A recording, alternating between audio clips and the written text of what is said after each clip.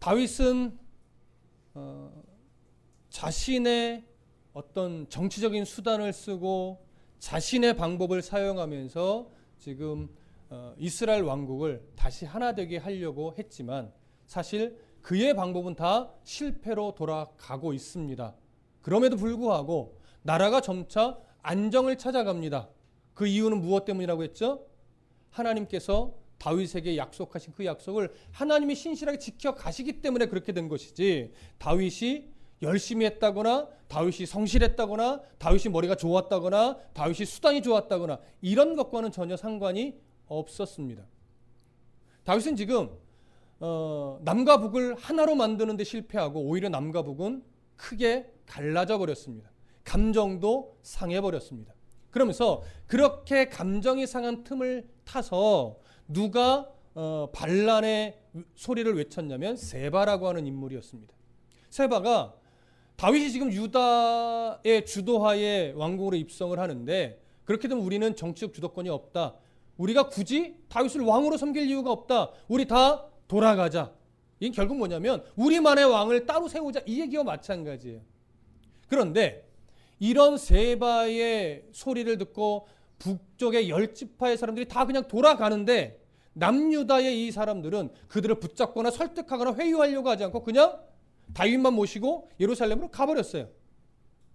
이제 다윗성에 입궁하고 나서 다윗이 이 상황은 지금 사실 크다, 이거 빨리 정리되지 않으면 남과 북이 완전히 갈라지겠다, 이렇게 판단을 하고 또 자기 판단으로 하나님께 묻지 않고 아마사라고 하는 압살롬에 펴서 자신을 대적했던 그 사람을 정치적으로 자기 편에 만들기 위해서 요압을 미루고 아마사를 높이기 위해서 아마사를 세바의 반란을 진압하는 대장으로 세워서 군사를 모집해서 네가 진압해라 했는데, 사실 세바는 여러 가지 면에서 부족했습니다. 그래서 군사를 모집하는데 시간이 오래 걸렸어요. 정해진 시간 내에 하지를 못했어요. 마음이 조급해진 다윗은 그 아비새를, 요압의 동생이죠, 아비새를에게 자신의 군대를 내어주면서 빨리 가서 이 상황을 진압해라, 그렇게 해서 열심히 가고 있는 중에 뒤늦게 군사를 모집한 누구죠? 아마사가 합류를 했는데 바로 그때 요압이 자기의 이 앞길에 방해가 되는 아마사를 암살해 버립니다. 그러면서 결국 어떻게 됐어요? 이 세바를 진압하는 일에 자기가 거의 또 대장의 위치에 서 버렸습니다. 그래서 이제 요압을 선두로 한 이 군대들이 세바를 진압하러 열심히 세바를 찾아갑니다. 그러면서 오늘 이제 에피소드가 쭉 진행이 되고 세바의 반란이 진압되는 내용으로 하는데, 세바의 내용으로 들어가기 전에 한 가지 먼저 생각할 것이 뭐냐면, 이제 사무엘 상으로 시작해서 사무엘 하로 쭉 가면서 다윗과 관련된 역사가 이렇게 흘러갔어요. 거의 시간적 순서로 진행이 되어 왔죠. 그렇게 시간적 흐름에 따라 진행되어 온 에피소드는 오늘까지가 딱 끝나는 겁니다.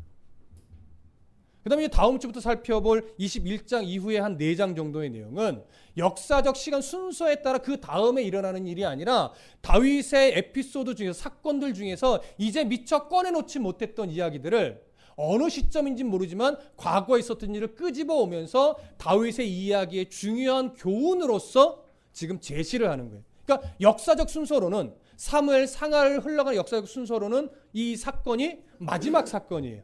물론 아직 열왕기서로 넘어가서 다윗의 이야기 조금 더 남았지만 사무엘서는 다윗을 중심으로 흘러가는 역사적 이야기는 마지막 에피소드입니다.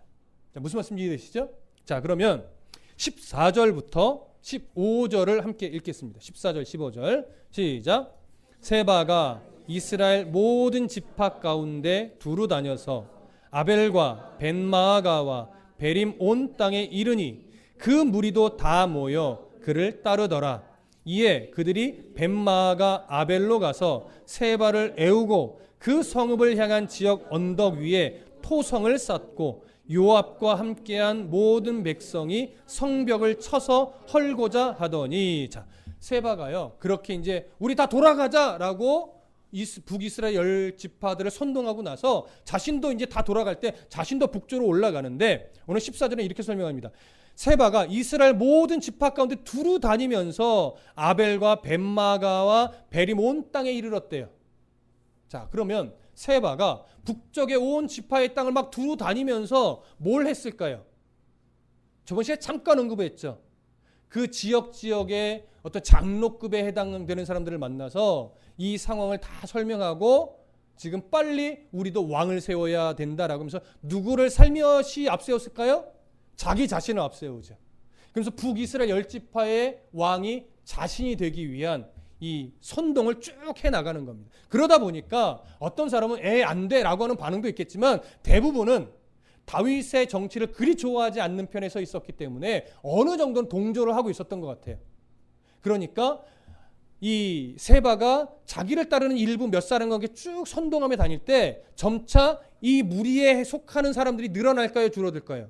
늘어나죠. 얼마만큼 늘어난지는 모르지만 이제 세바를 왕으로 세우기 위해서 추종하는 세력이 조금씩 늘어나요. 늘어나면서 세바가 나름 쭉 돌아다니다가 지금 다윗에 대한 반역을 더 진행하면서 자기가 왕이 되려고 할 때 이 근거지를 어디로 둘까 하다가 아마도 오늘 본문에 보면 아벨 성읍을 자기의 좀 본거지로 삼으려고 했던 것 같아요. 그런데 아벨성 사람들과 이미 협약을 한 것은 아니고 일단 자기 판단을 가지고 아벨 성읍으로 이 무리들을 데리고 들어간 것으로 여겨져요. 근데 요압이 이제 군사를 대동하고 이 세바를 진압하기 위해 막 추적을 하다가 드디어 세바가 어디 성읍으로 들어갔는지를 알게 됐습니다. 그래서 아벨성을 에워쌌다라고 설명을 해요. 15절 보면 이렇게 설명이 됩니다. 이에 그들이 벳마가 아벨로 가서 세바를 애우고 그 성읍을 향한 지역 언덕 위에 토성을 쌓고 요압과 함께 모든 백성이 성벽을 쳐서 헐고자 하더니, 자 여러분, 이 전쟁이 아벨성을 에워싸고 요압이 전쟁을 벌이려고 할 때 이 전쟁이 작은 전쟁으로 나갈 것 같습니까? 큰 전쟁으로 나갈 것 같습니까? 그렇죠. 에워싸고 토성까지 쌌어요. 그리고 성을 어떻게 하려고 한대요? 헐려고 한대요. 허무려고 한대요. 당시 아벨성은요 굉장히 요새와 같은 성입니다. 그래서 쉽게 헐어지지 않는데 우리가 알다시피 요압은 또 그의 동생 아비새는요 전투에 능한 자예요. 아벨성쯤 얼마든지 자신들의 전략을 가지고 허물 수 있는 능력이 있어요. 그래서 아벨성읍을 에워싸고 토성을 쌓고 이제 드디어 공격을 해서 허물어 버리려고 하는데 그 이유는 이겁니다. 세바가 아벨성에 들어가서 지금 본거지로 삼으려고 하는 이 상황을 놓고서 아벨성도 세바에 동조하는구나. 아벨성도 이 반란에 지금 앞장서고 있구나. 그럼 이 성읍 자체를 내가 내버려둘 수 없다. 이렇게 여기고 에워싸고 토성을 쌓고 이제 허물기 위해서 총공격을 감행하기 직전입니다. 자, 이때 아벨성의 원래 주도권을 가지고 있는 사람들은 지금 좀 황당한 상황인 거예요. 우리는 아무것도 모르고 있는데 성 밖을 보니까 요압 장군이 유명해요. 요압 장군이 딱 선두에 서서 토성을 막 쌓고 있고 이 성을 허물려고 하는 게 딱 보이는 거예요. 그래서 이 상황을 이제 한 지혜로운 여인이 다 알아봅니다. 확인을 하고 이 상황을 다시 재정리를 해서 이 위기를 모면하기 위해 요압과 대화를 시도합니다. 자, 16절부터 19절 함께 읽습니다. 16절부터 19절 시작. 그 성읍에서 지혜로운 여인 한 사람이 외쳐 이르되 들을지어다 들을지어다 청하건대 너희는 요압에게 이르기를 이리로 가까이 오라 내가 네게 말하려 하노라 한다 하라. 요압이 그 여인에게 가까이 가니 여인이 이르되 당신이 요압이니까 하니 대답하되 그러하다 하니이라. 요압이 그에게 이르되 여종의 말을 들으소서 하니 대답하되 내가 들으리라 하니라. 여인이 말하여 이르되 옛사람들이 흔히 말하기를 아벨에 가서 물을 것이라 하고 그 일을 끝내었나이다. 나는 이스라엘의 화평하고 충성대 중 하나이거늘 당신이 이스라엘 가운데 어머니 같은 성을 멸하고자 하시는도다. 어찌하여 당신이 여호와의 기업을 삼키고자 하시나이까 하니. 자, 여기 보면 아벨성을 대표해서 한 남자가 나왔습니까? 여자가 나왔습니까? 여자가 나왔죠. 여러분 이스라엘의 역사 속에 보편적으로는 남자가 주도권을 거의 대부분 가지고는 있지만 그렇다고 해서 여자가 늘 뒤에 있지는 않습니다. 사사기에서도 드보라가 사사 역할을 감당했듯이 곳곳에서 하나님께서는 지혜로운 여인 또 하나님의 이 사명을 감당하는 여인들을 얼마든지 세워서 사용하셨음을 볼 수 있습니다. 무슨 말씀 이해되시죠? 그래서 지금 이 아벨성도 이 성을 대표해서 지혜로운 한 여인이 나왔습니다. 나왔다는 건 뭐냐면 성벽 맨 위에 올라서서 성벽 밖에 있는 요압과 그 군사들을 향해서 외친 거예요.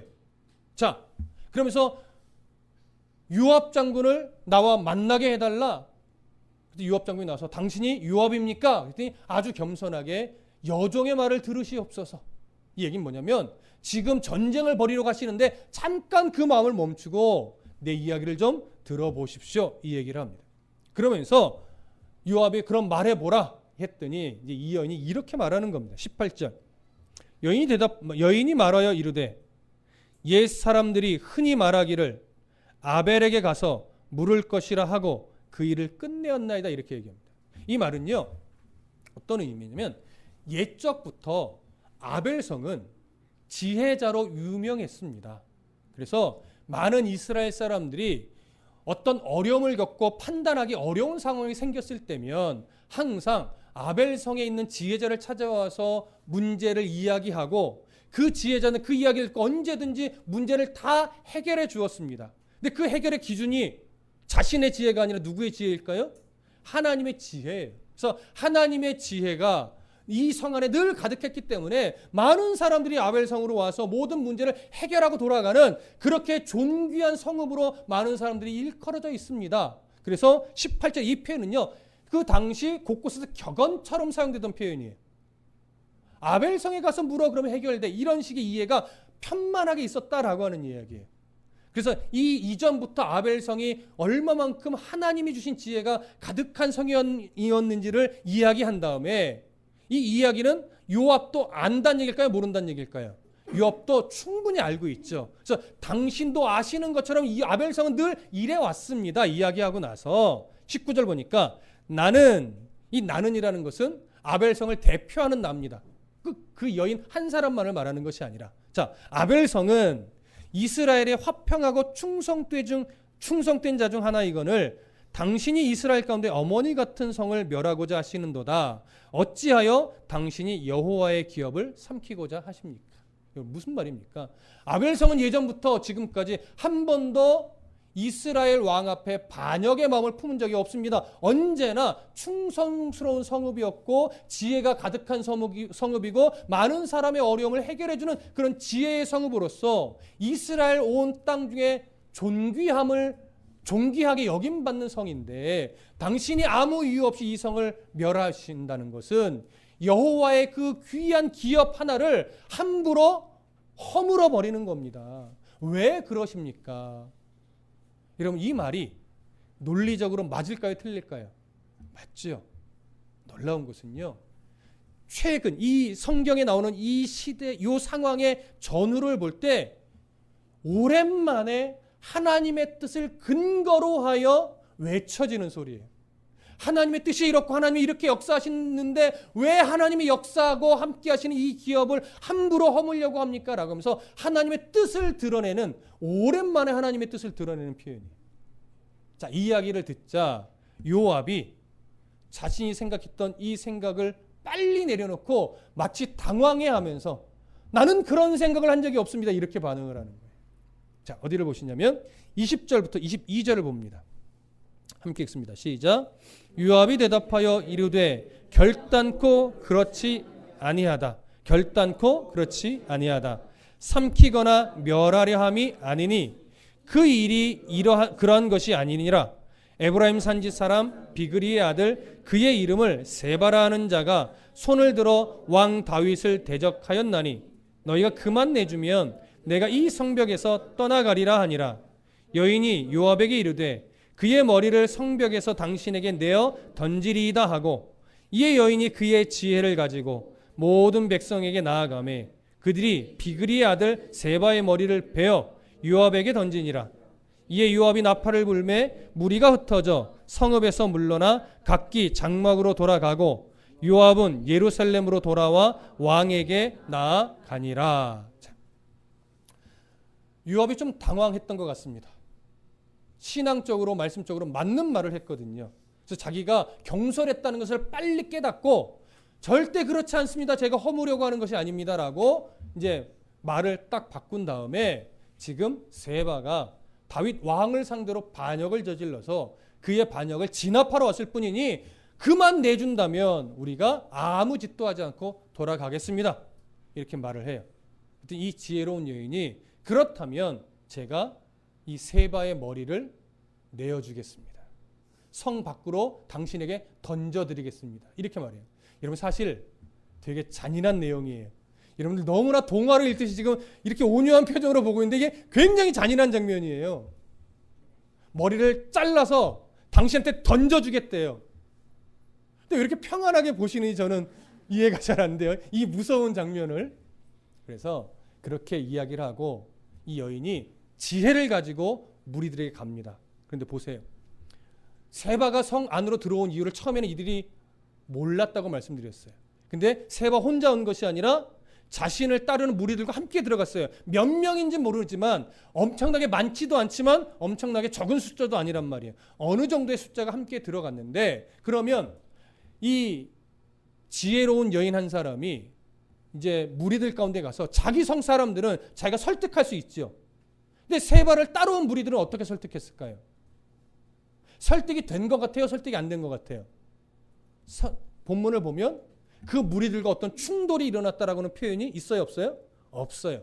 따라서 이들에게도 하나님의 뜻을 중심으로 해서 정말 이 여인이 지혜롭게 이 상황을 설명하고 세바가 틀렸음을 그들에게 알려서 그들의 동의를 받아내고 그래서 결국 아무런 소동 없이 세바를 붙잡아서 죄송합니다. 머리를 자르고 그 머리를 성 밖에 요압에게 던져준 거예요.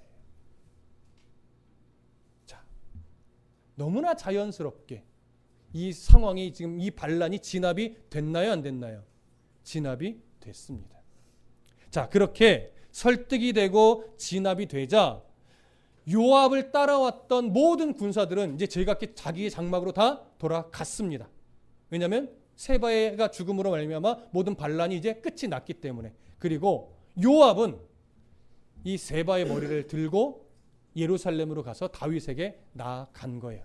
이렇게 나아갔다는 표현으로 이미 이제 반란의 상황 모두 끝났고 전체 이스라엘은 다윗을 왕으로 섬기는 하나의 나라가 될 수 있었던 겁니다.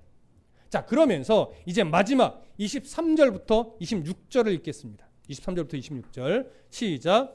요압은 이스라엘 온 군대의 지휘관이 되고 여호야다의 아들 브나야는 그렛 사람과 블렛 사람의 지휘관이 되고 아도람은 감역관이 되고 아힐룻의 아들 여호사밧은 사관이 되고 스와는 서기관이 되고 사독과 아비아달은 제사장이 되고 야일 사람이라는 다윗의 대신이 야일 사람 이라라고 하는 인물은 다윗의 대신이 되었다고 합니다. 이 말은 뭐냐면 이제 반란이 진압이 되고 이제 다윗이 새롭게 이 이스라엘을 바르게 통치하기 위해서 모든 조직을 개편했다는 얘기예요. 근데 가장 먼저 누구의 이름을 언급하냐면 요압의 이름을 언급하면서 요압을 이스라엘 온 군대의 지휘관으로 삼았대요. 잠시 밀려났다가 다시 자기의 본래 자리를 차지했죠. 그러면 다윗이 요압을 온 군대의 장관으로 다시 세운 것은 요압을 신임해서일까요? 네, 우리가 그동안의 상황들을 쭉 볼 때 요압이 너무 신뢰가 가고 신임이 돼서 그래서 다시 이 군대 장관으로 세운 것이 아니라 지금 이러한 일련의 상황 가운데 이제 요압은 절대 무시할 수 없는 인물이 되어버렸어요. 예전보다 더.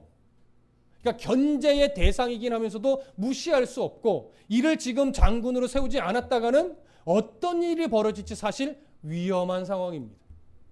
그래서 어떤 정치적으로 판단할 때 다윗은 요압을 군대 장관으로 세운 것이 현재 상황에서 맞다라고 여기고 요압을 온 군대의 지휘관, 군대 장관으로 세웁니다. 그 다음에 여호야다의 아들 분하야는 그렛 사람과 블렛 사람의 지휘관이 됐대요. 여러분, 블렛 사람 그다음에 그렛 사람은 어떤 사람들이었죠? 다윗 왕을 경호하는 다윗의 군사들이었어요. 따라서 이들을 지휘하는 지휘관이 됐다는 것은 분하야가 왕실 경호 부대의 지휘관, 대장이 됐다는 이야기입니다. 그 다음에 세 번째, 아도람은 감역관이 되었다라고 하죠. 여러분, 감역관이 뭘까요? 아마 이 성경 신학자들은요, 당시 감역관이란 직책이 없었는데 다윗 때, 지금 이때에 새롭게 만들어진 직책으로 이야기를 합니다. 이 감역관이라는 것은 어떤 여러 속국들로부터 공무를 받고, 그다음에 이 일꾼으로서는 부역에 해당하는 이 부역을 하는 사람들을 관리하고, 그다음에 세금을 징수하는 이런 일들의 책임을 지는 그런 장관으로 여겨집니다. 그리고 나서 또 그리고 스와라고 하는 인물은 서기관이 되었다고 해요. 서기관, 그리고 여호사밧은 사관, 이렇게 되었다고 했죠. 사관은 궁중일지를 기록하는 사람입니다. 그리고 왕의 중요한 약속이나 업무를 알려주는, 말하자면 왕실 비서관 역할 하는 그런 사람을 사관이라고 합니다. 그리고 서기관은 공문서를 관리하는 사람, 그리고 어떤 서신의 연락에 책임을 지는 사람, 이런 사람이고요. 근데 사독과 아비아달은 제사장이 되었다고 하니까 부연 설명이 필요 없을 것 같고, 야일이라는 사람은 대신이 되었다고 합니다. 왕의 고문으로서 백성들의 어떤 여론들을 수렴해서 왕에게 충성되게 알리는 이런 역할을 맡은 그런 사람입니다. 자, 왜 다윗의 역사가 쭉 흘러가면서 다윗의 역사의 내용으로는 거의 마지막 내용에 해당하는 이 부분에 새롭게 조직이 개편된 이야기를 넣었는가? 그 이유를 좀 아셔야 됩니다. 저번 시간에도 언급이 됐지만 다윗은 밧세바를 범한 이후의 흔적으로는 정말 하나님을 염두에 두지도 않고 자기 생각, 자기 판단, 잘못에 대한 회개는 했던 흔적이 있지만 하나님 앞에서 하나님이 세운 왕다운 내용들이 거의 없어요.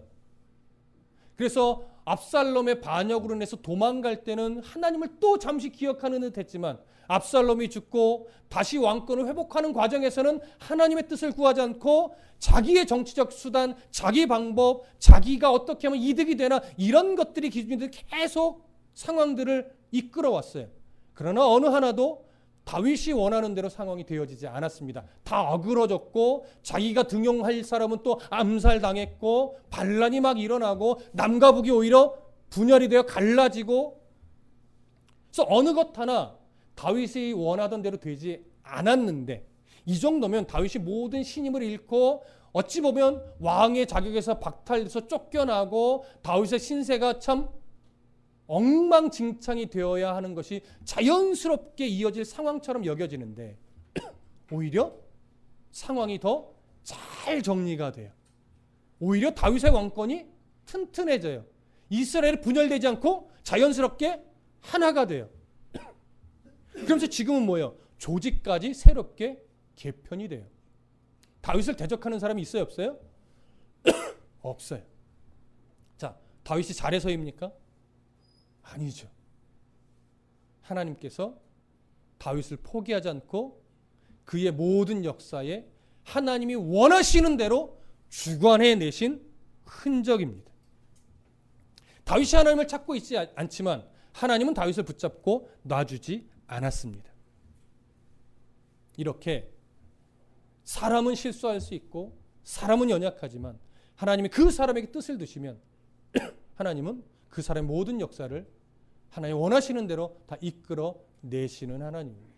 이제 우리가 인생 속에서 놓치지 말아야 될 것은 뭐냐면, 사람의 인생을 이렇게 쭉 흘러가는 것을 놓고 볼 때 내가 원하는 대로 어떤 일들이 잘 되든지 잘 안 되든지 가장 중요한 건 그 내 인생의 역사에 하나님의 숨결이 함께 있느냐 없느냐. 여러분, 이것이 성공적인 인생의 잣대입니다. 여러분, 다윗은 우리가 말했듯이 자기에게 다 실패했어요. 그런데 다윗은 성공적인 인생을 산 사람입니까? 살지 못한 사람입니까? 예, 다윗은 성공적인 인생을 산 사람입니다. 다윗이 모든 일을 잘 계획하고 잘 순종했기 때문이에요? 아니요. 하나님이 다윗을 포기하지 않고 그와 함께 해 주셨기 때문이에요. 그러니까 오늘날도 똑같죠. 어떤 사람이 성공적인 인생을 살은 사람이냐? 하나님과 동행하는 사람이고, 더 놀라운 것은, 그러니까 더 중요한 것은 하나님이 함께 하심을 모르고 함부로 살아가는데 하나님이 그의 인생을 붙잡고 놔주지 않는 사람도 성공적인 인생이 결국 되는 거예요. 결국 성공적인 인생으로 인생이 마무리되겠지만 더 귀한 삶은 뭐예요? 일찌감치 젊었을 때부터 하나님이 어떤 하나님인지를 알고, 내 인생이 아무리 돈이 많고 가진 것이 풍요하다 할지라도 하나님이 없으면 의미 없다라고 하는 이 진리를 가슴에 새겨놓고서 하나님을 느끼면서 하나님의 인도하심을 가슴에 새기면서 그 뜻에 순종하여 인생의 한 걸음을 한 걸음을 내디딜 수 있는 사람이 그 무엇보다도 가치 있는 인생을 살아내는 자예요. 근데 우리는 자꾸 성공적인 인생하면 그 척도를 뭘로 재려고 해요? 물질, 명예의 높음, 인기의 많음, 뭔가 세상적 기준으로 잘된 사람. 그러니까 예수 믿는 사람은요, 자꾸 누구를 부러워하냐면 예수도 잘 믿는 것 같고 세상에서도 성공적인 인생을 살아낸 사람, 이런 사람들을 자꾸 부러워하는 거예요. 그러나 잘 보세요. 욕심입니다. 예수도 잘 믿고 세상에서도 잘 나가기를 바라는 것, 욕심입니다. 세상에서도 정말 잘 나가고 신앙도 좋은 사람은 흔하지 않습니다. 보편적으로는 좀 무슨 얘기지만 신앙이 좋으면 세상에서 별 볼 일 없고, 세상에서 뭔가 좀 잘 나가는 것 같으면 하나님 앞에서 별 볼 일 없는 것 같고. 자, 저희 아내가 아는 분들 중에 이제 먼저 섬기던 교회에 이런 분이 있었어요. 이제 여자분이신데 이제 마음에 드는 청년이 둘이 있는 거예요. 누구랑 결혼해야 좋을까? 한 사람은 믿음은 좋은데 아직 뭔가 갖추지 못했어요, 세상적으로. 한 사람은 교회는 잘 나오지만 믿음은 잘 모르겠는데 세상적으로도 잘 나가. 그리고 외모도 준수해. 고민을 한 거예요. 누구를 선택할까? 혜연아, 누구를 선택할래? 여러분, 우리는 알긴 알아요. 좀 가진 것 없어도 믿음이 좋은 사람을 선택하는 게 맞죠. 근데 그분은 그래도 교회 나오니까 이왕이면 외적으로 좀 갖춘 사람을 선택했어요. 그런데 시간이 흘러서 나중에 보니 행복하지를 않아요. 신앙의 코드가 안 맞으니까. 여러분, 어떤 사람이 복된 사람이냐? 인생 속에 하나님을 놓지 않고 사는 사람. 하나님 손에 붙들려 있는 것이 가장 귀한 것이라는 것을 아는 사람이에요. 그래서 좀 부족해도 늘 하나님 가까이 있으려고 애쓰는 사람. 그 사람이 가장 복된 사람이에요. 근데 이 기준을 알면서도 현실을 바라보다 보니까 그래도 좀 갖춘 사람을 선택하려고 그 기준을 약간 삐딱선을 탔던 그 한순간의 선택이요. 물론 돌아오기는 해요. 그런데 돌아오기까지가 너무 오랜 시간 힘들어요. 이제 그런 걸 인생을 살아가면서 보니까 청년들한테 늘 부탁하는 게 뭐예요? 믿음을 봐라. 그리고 인간 됨됨이를 봐라. 돈, 지위, 그거랑 너의 수십 년을 맞바꿀래? 이 권면을 해주는데 머리로는 뭐예요? 그렇죠. 근데 실제로는 누굴 선택해요? 이게 문제인 거예요, 이게. 인생을 살아본 선배, 어른, 부모의 이야기가 아직 안 들려요. 왜? 눈에 보이는 건 너무 비교가 되니까. 여러분, 영적으로 하나님 앞에 교통함이 충분해야 범사가 잘 되는 겁니다. 요한 3서에서 늘 강조하죠. 사랑하는 자여, 내 영혼이 잘됨 같이 범사가 잘 되기를 간구한다.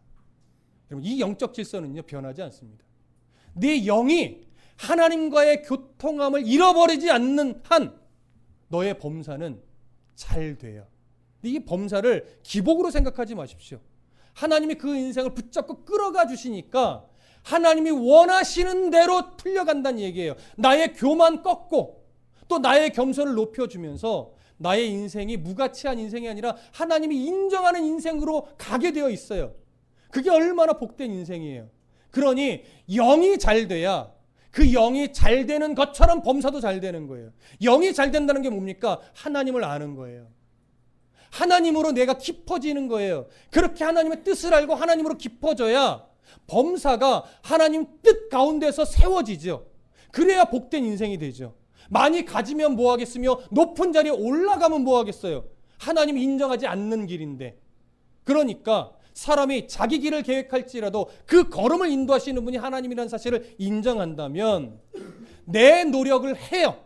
열심히 준비하고 노력해요. 그러나 하나님이 내 인생을 주관해 주시지 않으면 이 노력이 허사입니다를 고백하면서 하나님 내 인생을 교정해 주십시오. 그리고 교정해 주시는 하나님의 이 손길을 제가 느낄 수 있도록 나의 심령이 좀 민감한 심령이 될 수 있도록 도와주십시오. 그래야 내가 무뎌지지 않아서 고집 피우지 않고 하나님이 이렇게 방향을 트실 때 이거 하나님이 방향을 트시는구나 이걸 깨닫고 갈 수 있죠. 영혼이 잘 되어 있지 않으면 이런 하나님의 이 인도하심을 잘 못 느껴요. 그러니까 무뎌진단 말이에요.